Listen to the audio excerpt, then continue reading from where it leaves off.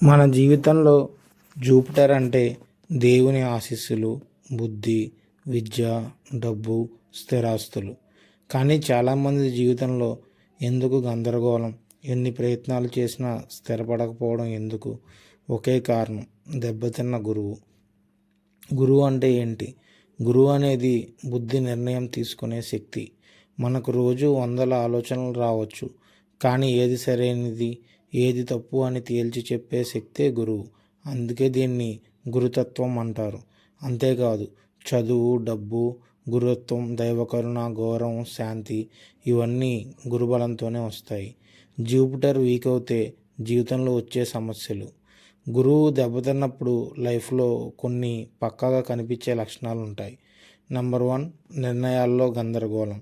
ఏం చేయాలో అర్థం కాకపోవడం, కెరియర్ మారుతూ ఉండడం, చిన్న డెసిషన్ కూడా పెద్ద కన్ఫ్యూజ్ అవ్వడం, బుద్ధి వేరే వైపు తిప్పడం, రోజు కొత్త కొత్త ఆలోచనలు, కానీ ఒక్కదాని మీద కూడా మైండ్ స్థిరపడకపోవడం, కెరియర్ డైరెక్షన్ తప్పిపోవడం, ఒక పని మొదలు పెడితే మధ్యలో వదిలేయడం, అనవసరమైన సందేహాలు, ఫియరు, క్లారిటీ లేకపోవడం, ఆర్థిక సమస్యలు, డయాబెటీస్ లాంటి వ్యాధులు, బాల్డ్ హెడ్, ఆస్పీషియస్ థింగ్స్ లైఫ్లో అడ్డం పడడం, పెళ్ళి ఆలస్యం అవడం.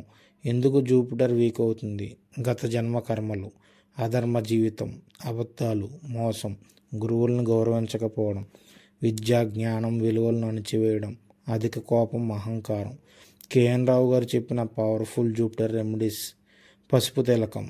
పసుపు తిలకాన్ని ఫోర్ హెడ్ మీద రోజు గనక మీరు అప్లై చేసినట్లయితే జూపిటర్ వైబ్రేషన్ని నేరుగా యాక్టివేట్ చేస్తుంది. రెమెడీ 2, దక్షిణామూర్తి ధ్యానం.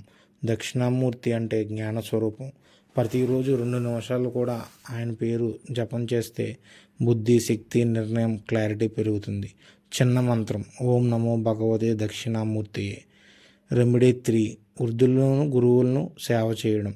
రెమెడీ 4, పసుపు రంగు వస్త్రాలను గురువారం ధరించడం.